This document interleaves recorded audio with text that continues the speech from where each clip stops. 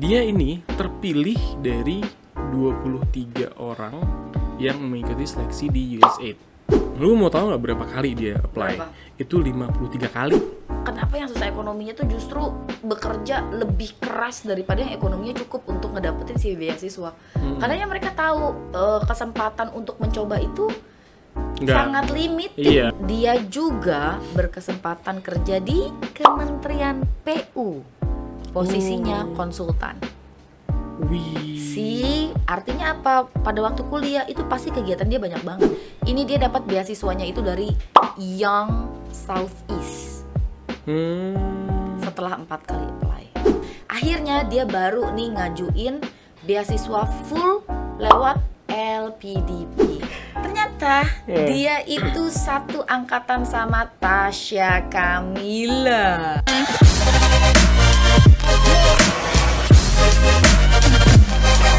Selamat datang di Kapok. Harus ada Biar belajar. Yes. Sekarang kita berdua lagi nih, Mel. Iya. Nggak ada yang mau reject lagi. Ada, nanti lah, ngantri dulu di depan kan. Oh iya, harus masih pada ngantri. registrasi dulu, harus inden dari beberapa 6 bulan sebelumnya kalau mau masuk si sini. Fanny aja kemarin nunggu 3 bulan kan dia. 3 bulan. Kayak ikut kuis arisan. Itu beruntung dia 3 bulan Beruntung. langsung dapet Iya, kesini. biasanya ya 6 bulan setahun lah. Iya, 6 bulan setahun. Pokoknya yang masuk baru sini dapet tuh slot. Sampai IELTS-nya itu udah nggak berlaku 2 tahun. Tahun. Oke, nah jadi nih kita ada update terbaru nih. Setiap hari Selasa kita akan menyajikan kisah-kisah inspiratif yang bisa memotivasi kita Wih. untuk membuat hidup kita lebih baik. Jadi Selasa inspiratif. Selasa inspiratif. Kita kan jadwal Selasa Kamis nih. Selasa inspiratif. Selasa inspiratif. Kamis manis. Kamis informatif. Kamis informatif. Ceriwis, emangnya manis. Wih. Oh berarti Selasa nih kita menyajikan kisah-kisah yang inspiratif dari Kisah-kisah inspiratif dari banyak orang dengan banyak bidang. Oke. Sebenarnya sih gue ada sih. Gue kemarin gue kayaknya dapat satu cerita deh. Mel. Oh iya? Iya. Oke, boleh ceritain langsung Gue cerita ya. dong ke Boleh gue ceritain ya. teman-teman. Jadi begini teman-teman ceritanya. Ya, gimana? Agak berat sih ceritanya ya. Cuman harus diceritain sih Mel. Oke. Karena kalau nggak kita ceritain, ya nggak ada ceritanya.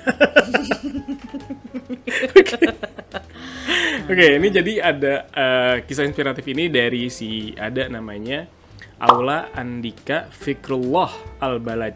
Oke. Dia ini dari Aceh. Nah, dia ini terpilih dari 23 orang yang mengikuti seleksi di USAID. Salah satu dari 23 orang yang dapat seleksi dari USAID. Nah, dia ini dapat dari Lehigh University pada tahun 2018. Nah, Aula Andika ini asalnya dari Aceh. Tadi udah disebut. Oh, itu disebut ya? Udah. Oh iya. Gak apa-apa dong gue nyebut Aceh. Iya. Iya, Aceh tuh. Ini gue sedang berusaha untuk menjadi pendengar yang baik nih. Jangan merusak itu. Enggak, lu harus jadi diem. Harus jadi diem apa sih gue? Ya, jadi Aula Andika ini dia terpilih, tapi apa namanya?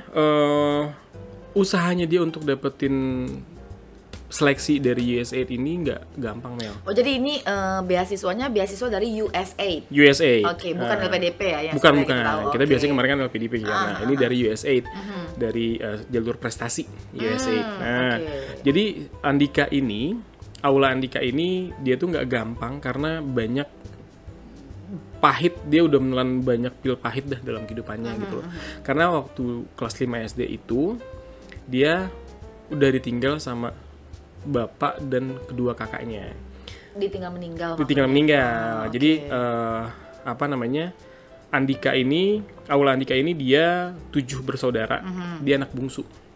Bungsu itu paling terakhir ya? Paling terakhir. Lah, lu pengertiannya gimana sih? Sulung baru ya. Tukang Tunggal? balik. Tunggal anak satu-satunya. Iya. Anak awal gue tadi mau bilang. Oke, terus lanjut. Iya, jadi Andika ini dia anak bungsu dari 7 bersaudara, tapi pada waktu dia kelas 5 SD itu dia udah ditinggal sama ayah sama kedua kakaknya.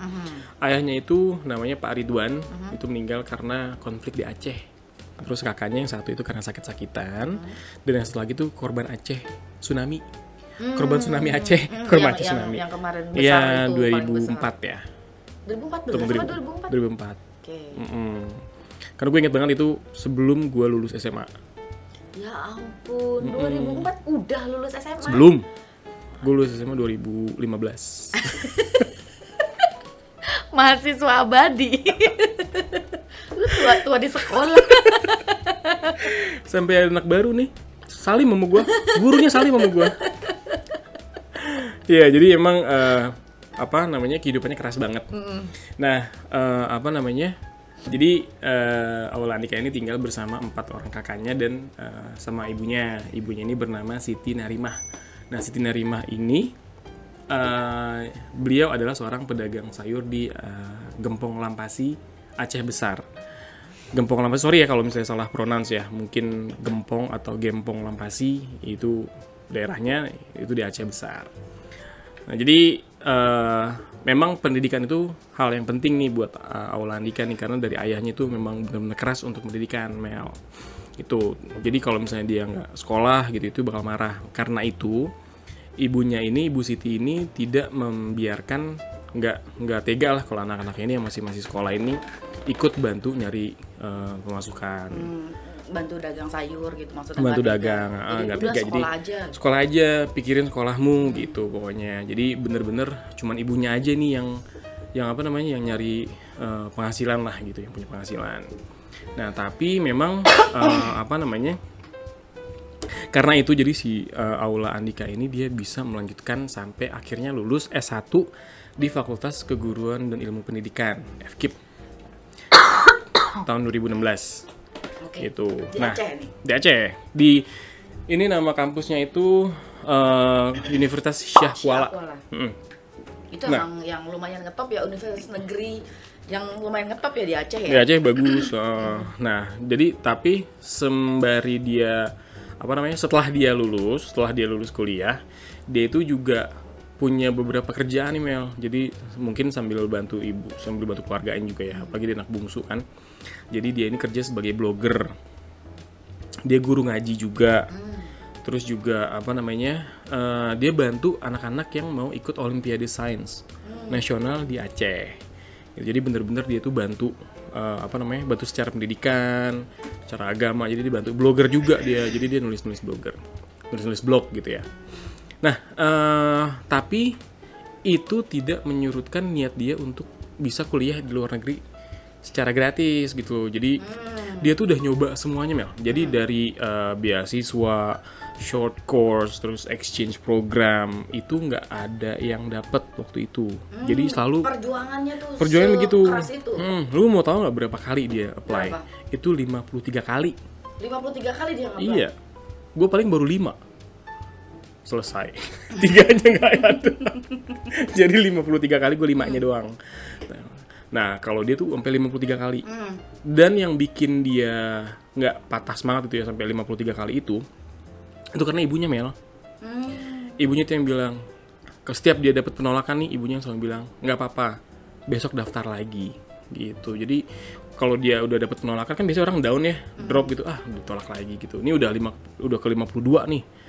Nggak apa-apa, besok daftar lagi. Akhirnya dia daftar tuh. Nah, yang ke-53 masih ditolak. Ya kan 53. Nah, akhirnya yang pas ke-54-nya baru dia diterima salah satu dari 23 orang yang berhasil lolos seleksi di USAID yang tadi. Jurusan prestasi itu. Nah, akhirnya Aula Andika ini lolos beasiswa di USAID dan dia akhirnya ngambil Instructional Technology di Lehigh University di Pennsylvania. Jadi memang kerja keras, terus maksudnya apa ya? Iya, pantang menyerah lah ya. Ya, keteguhan. Dia kan teguh juga ya. Jadi dia punya determinasi yang tinggi untuk mencapai cita-citanya kuliah di luar negeri dengan beasiswa S2. Gitu. Jadi ya emang nggak boleh patah semangat sih. Emang itu betul. Ini banget ya, maksudnya bisa kayak kita ngomong ya. Iya, nggak boleh patah semangat, nggak boleh patah semangat. Tapi saat ada penolakan kan pasti Tapi gitu. gue, lu pernah dengar nggak sih? Gue nggak tahu nih ya, gue dengar dari mana. Cuman pada waktu kalian coba terus gagal, itu ketika kalian mampu dan kalian tidak mampu, pas secara ekonomi ya, pas kalian tidak mampu, terus kalian mencoba dan gagal, itu rasanya kayak Kayaknya emang bukan takdir gue deh gitu. terus Bukan gue jalan gue deh, bakalan bisa lagi nggak ya? Iya. Karena kan perlu ngeluarin ongkos lagi juga untuk segala macamnya. Betul. Jadi kalau bisa, justru yang susah ekonominya tuh banyak yang bilang kenapa yang susah ekonominya tuh justru bekerja lebih keras daripada yang ekonominya cukup untuk ngedapetin si beasiswa. Karena ya mereka tahu kesempatan untuk mencoba itu sangat limited iya, buat nggak banyak mereka. gitu. Iya, tapi Aulia ini Aula Andika. Aula Andika ini dia pantang menyerah banget ya. Oh, karena kan nyambi kerja juga sih ya. Nyambi kerja dan dia juga mungkin dari kecil ya dia udah Iya. dididiknya tuh pendidikan tuh udah nomor 1 lah gitu. Dia ini jadi guru fisika di sekolah, jadi yang tadi ngebantu murid-murid yang mau Olimpiade Sains itu, dia jadi guru fisikanya, yang ngebantu anak-anak ini untuk ikut Olimpiade Sains Nasional. Oke, dan dia juga mungkin ngambil jurusannya di fisika juga kali ya? Ada Iya. keterangannya. Oh, oke. Fakultas keguruan, jadi emang Oh iya, fakultas keguruan betul. pendidikan. Jadi memang dia ngambilnya guru fisika. Gitu. Jadi walaupun dia sibuk ya sebagai blogger, dia juga sebagai guru fisika itu guru ngaji juga. Tapi dia bener-bener untuk mimpinya tuh nggak patah semangat gitu loh, Mel. Itu sih yang bener-bener gampang diomongin, susah banget dilakuin. Iya, betul. Kali ini gue setuju sama lu, gampang diomongin, susah dilakuin. Iya. Gitu. Banyak banget loh yang menurut gue ya yang gampang diomongin tapi susah banget dilakuin. Bangun pagi, Iya. nggak makan siang, nggak makan malam, itu gampang banget diomongin. Udah omongin tapi susah banget. Susah banget. Diet. Olahraga. Iya, tapi problem kita kan sesimpel itu ya. Sedangkan kalau dia tuh impiannya loh itu.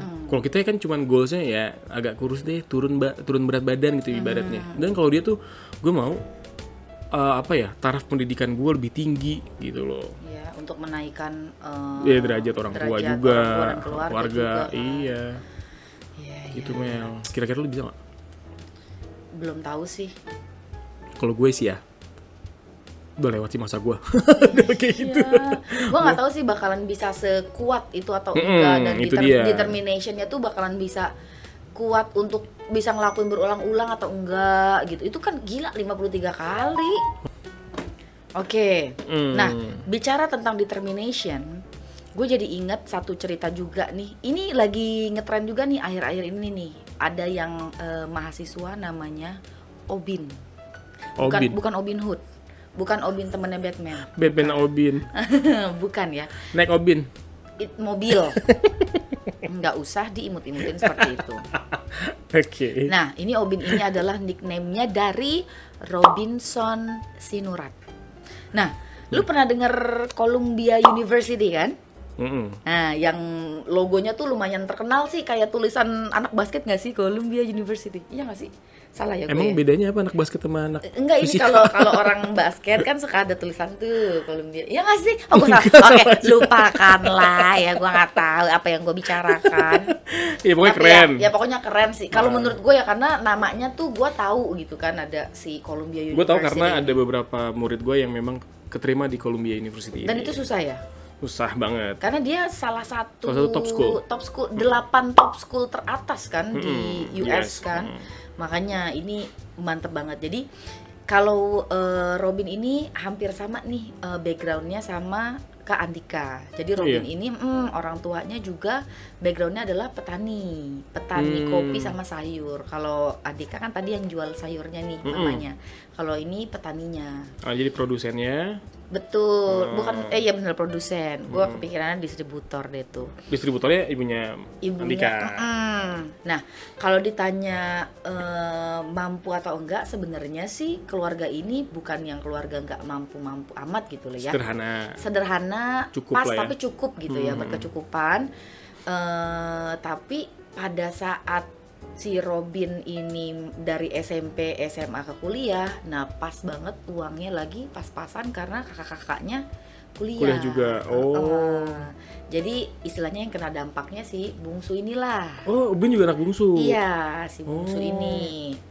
Nah, jadi orang tuanya nih sampai bilang, Obin, kalau bisa kamu nanti masuk universitas negeri ya, supaya lebih ngentengin kita nih sebagai orang tua untuk membiayain kamu. Akhirnya Obin mikir nih, kayaknya bener nih aku mesti ikut apa sih namanya tuh? UKM PPD, PMDK. Bukan PMDK. Namanya bukan PMDK. Apa sih? SBMPTN. Iya, Nah, SBMPTN. dia lewat jalur SBMPTN itu akhirnya masuklah dia ke Universitas Sriwijaya Palembang. Dan FYI dia tinggalnya di Bandung. Hah? Oh. Dia tinggalnya di Bandung, Ngekos jadi dia berarti masuknya ke Universitas Unsri. Sriwijaya, betul, Unsri.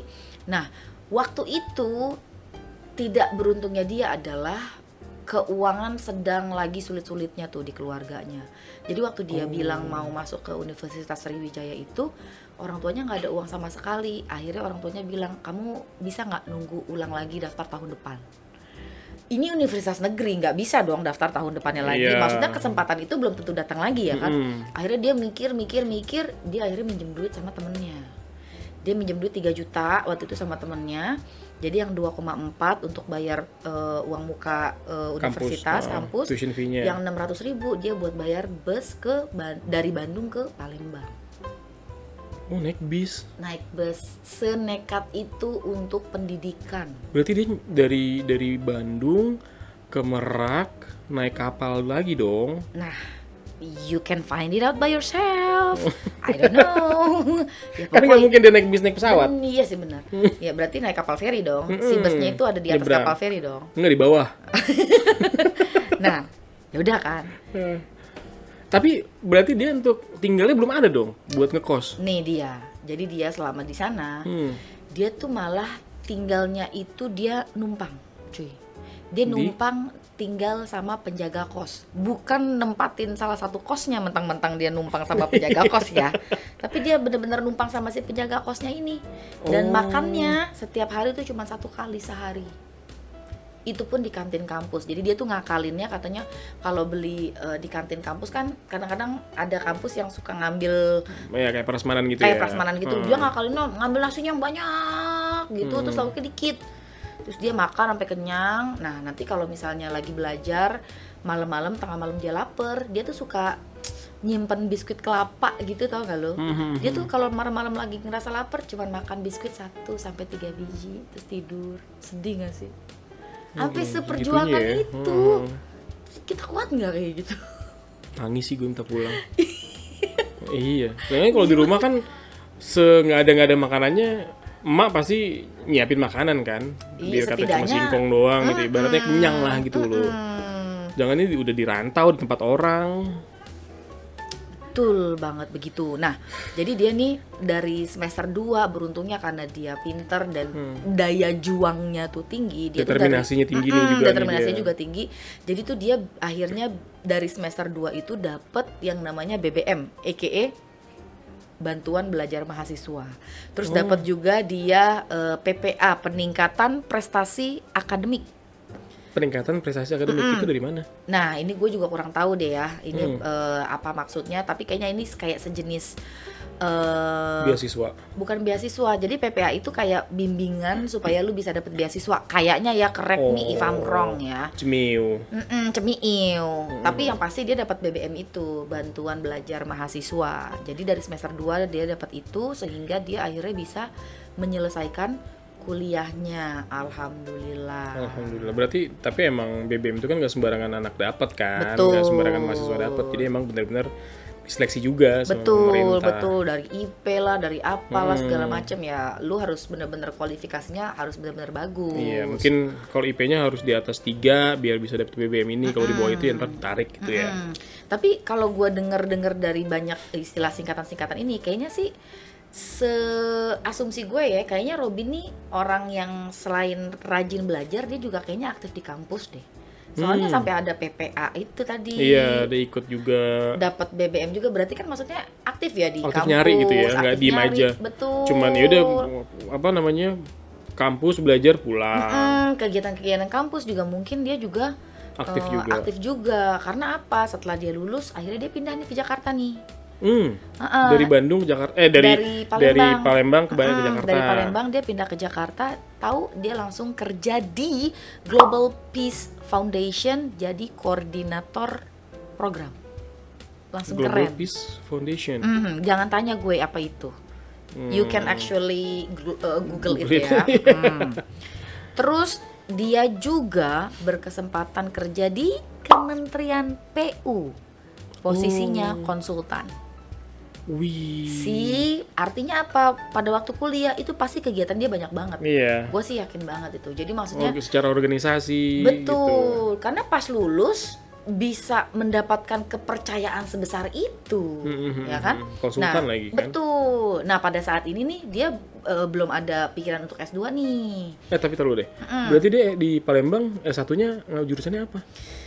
Di MIPA fisika gitu deh kalau nggak salah deh. Fisika ya pokoknya ilmu-ilmu alam sains gitulah. Math gitu ya. Sama juga ya kalau nggak salah ya sama si Kak Andika ini ya. Fisika juga dia. Oke, berarti kita satu circle. Kok kita? Mereka. Iya. Oke. Nah, setelah dia bekerja dan kecemplung di dunia tadi si Global Peace Foundation itu, akhirnya dia berpikiran, aduh, kayaknya dulu kan aku nggak ada kesempatan nih buat kuliah ke luar negeri karena terbatas gitu ya kemampuannya. Sekarang karena ada kesempatannya dan mungkin kemampuannya ada, mau coba-coba beasiswa. Akhirnya dia ngajuin beasiswa. Ini kayaknya masih S1 deh, karena dia ngambilnya itu masih pengembangan kontribusi warga serta kepemimpinan. Dapat di Universitas Nebraska di United States. Ini dia dapat beasiswanya itu dari Young Southeast. Setelah 4 kali apply.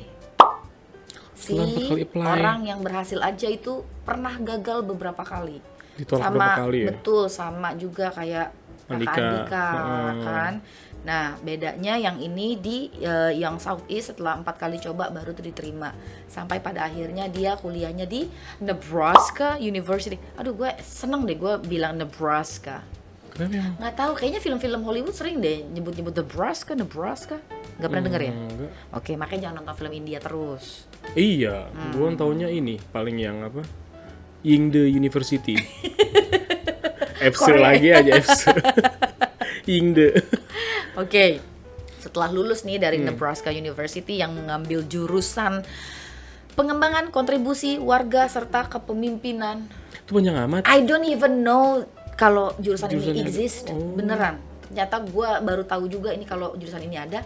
Akhirnya dia baru nih ngajuin beasiswa full lewat LPDP. Oh, berarti dia dari Nebraska University. Nebraska University. Dia balik dulu ke Indonesia untuk apply LPDP-nya. LPDP. Dan lu tahu apa? Enggak. Dia bukan lagi apply tapi sudah ditawarkan. Ditawarin? Kuliah di beberapa kampus di Amerika. Oleh LPDP nih? Inggris dan Belanda. Oleh LPDP nih? Universitasnya yang nawari. Jadi dia kan apply lewat LPDP, ya kan? LPDP kan tidak menawarkan apapun. Apply lewat LPDP, nyebar beberapa CV, dapet apa tuh letter of acceptance. Dapet beberapa penawaran itu dari beberapa kampus ngetop di Belanda, Amerika, UK, sama UK. Widih, berarti emang dia nyebar jala ya? Nyebar jala tapi dapat semua.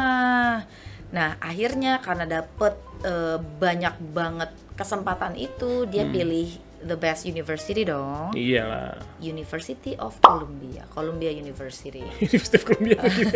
Nggak ada ya Universitas Columbia. Ya, Columbia University. Itu 8 masuk ke dalam 8 kampus di US yang paling ngetop. Top 8 lah. Betul, top 8. Dia akhirnya ambil jurusan social work. Social work. Oh. Bayangin dari fisika kecemplung di global sih? Global Peace betul ya, Global Peace Foundation. Akhirnya kok kayaknya enak ya. Akhirnya kontribusi dan pengembangan warga serta kepemimpinan. Akhirnya malah S2-nya ngambil yang social work. Work. Nah, udah setelah itu dia akhirnya penuh dapat beasiswa dari LPDP itu di Columbia University. Sudah lulus, lanjut karirnya sebagai counseling specialist di lembaga non-profit di Queens, US. Keren banget cuy. Iya. Apa maksudnya? Apa ya karirnya itu? Mulai dari karir ya, dari dia yang nggak punya apa-apa sampai dia dari makan biskuit Roma. Iya, biskuit kelapa. Oh iya, gue kok nyebut ini ya merek ya. Dari biskuit kelapa cuma 3 biji kalau lagi lapar, terus makan siangnya dibanyakin biar nggak kelaparan. Naik Sampai bis akhirnya dari naik bis dari Bandung cuma bawa duit 600.000. Tapi gini Mel, itu duitnya dibalikin pasti ya kayaknya ya. Kayaknya sih udah dibalikin. Dia kan pinjam temennya. Tolong Kak Obin. Bukan aku yang bilang ya. Kak hello ya. Dia udah kerja di Queens ya Iya. kan, walaupun non profit kan pasti tapi tetap ada gaji US dong. Pasti dong. Dia minjemnya berapa kemarin? 3 juta. 3 juta. Rupiah lagi. Iya. Cuma berapa dolar doang. Bisa 3. Ini kan lanjut sebagai konseling spesialis di lembaga non profit di Queens ini, kita nggak tahu lagi ada pekerjaan-pekerjaan apa lagi yang lainnya yang sedang Kak Obin sedang kerjakan kan? Oh, gue baru ingat. Columbia ini ya top 8 itu disebutnya Ivy League. Oh, Ivy League. Ivy League. Oh, oke. Dan lu tahu nggak? Ini fakta fun fact ya. Ternyata Fakta fun fact ya, maksudnya? Fakta fun fact, fakta yang fun fact. Ternyata dia itu satu angkatan sama Tasya Kamila. Yang artis. Berdoalah sebelum kita tidur. Oh, yang apa lagunya? Cicit. Itu Joshua. Johan. Kok Joshua. tolong Joshua. Dia nyebut nama Ya kan? Johan. Kenal. Iya. Iya. Iya. Apa gembala kecilik apa? Libur telah tiba. Libur telah tiba. Iya betul. Oh iya Tasya itu, Tasya Kamila. Oh iya dia lulusan Columbia sih memang. Columbia University kan. Sekeren itu cuy. Gile. Nih, si Kakak Obin ini ya. So imut banget sih Kakak Obin. Obin ini ada tips untuk para teman-teman yang emang benar-benar punya mimpi untuk jadi sukses secara akademik. Mau dong, spill. Be honest, be brave, be willing. Widih, be honest. Singkat, padat, jelas. Jujur, berani, kemauan tinggi. punya kemauan. Determination ya. Emang itu sih Mel, maksudnya willingness itu loh yang kadang menghambat. Kalau nggak ada willingness ya bener-bener nggak ada semua udah. Kalau nggak ada kemauan kayak misalnya gue pernah denger ya cerita dari Panji Pragiwaksono. Dia tuh kayak malas banget buat bangun pagi buat jogging gitu kan. Nah cara dia ngelawannya itu dengan willingness dia. Willingnessnya itu kayak misalnya aduh gue malas banget bangun pagi deh, bangun dulu aja deh gitu. Gue malas banget jogging gitu. Gue malas banget jogging deh. Tapi udah bangun dulu aja deh gitu. Mau jogging mau enggak ntar lihat aja ntar gitu kan. Terus habis bangun gue ngapain ya? Oh iya. Tapi masih malas nih jogging nih. Udah ganti baju dulu aja deh gitu kan. Ganti baju dulu. Jadi dia ngelawan rasa malasnya itu kayak step by step dulu. Stepnya tuh kecil-kecil ya. Iya gitu. Jadi udah gue ganti baju dulu aja deh gitu. Udah ganti baju. Udah masih belum ada mood nih buat jogging. Udah pakai sepatu dulu deh gitu. Pakai sepatu dulu ya ntar mau jadi jogging apa enggak ya udah yang penting gue pakai sepatu aja dulu gitu kan. Udah pakai sepatu coba keluar dulu deh, siapa tahu ada apa gitu kan. Dia keluar itu jogging akhirnya. Jadi ya itu memang sebenarnya yang menghambat kita tuh ya otak kita sendiri. Betul. Gitu bahkan ada satu quote dari dia itu yang kalau lu nggak bisa nguasain diri lu sendiri ya lu yang bakal apa ya ngancurin diri lu sendiri. Iya juga. Gitu loh, karena kalau lu nggak bisa nguasain apa sih namanya pola pikir apa mindset ya gitu. Ya itu bakal nggak bisa ngelakuin apa sih gitu. Luar biasa sekali, kita hari ini amat sangat motivasional sekali ya. Gue berat deh cerita ini. Inspiratif. Inspiration. Kali aja bisa nular ke kita karena kita amin. Karena kita yang bawain ya. Kalau kita nggak ngelakuin kan malu ya. Jadi semoga bisa tertular ke kita gitu. Amin. Jangan berat-berat dulu. Simple step iya, deh. Makanya gue nggak Google aja dulu. Iya, Google aja dulu. Lihat dulu apa gitu ya. Ya kan?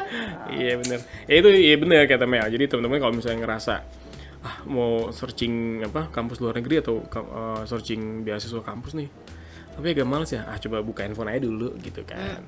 Lihat Instagramnya dulu, ntar iya coba lihat Google deh gitu. Apa sih ya, ada apa sih beasiswa yang lagi hype lah, yang lagi buka nih, yang lagi abis open. cari Google, nanti kan bisa didukung juga sama Google. Tiba-tiba pas buka Instagram langsung dapat iklan. Iya, biasanya gitu, algoritmanya begitu Mel. Iya. Gue suka buka-buka suka buka-buka apa sih gue banyak.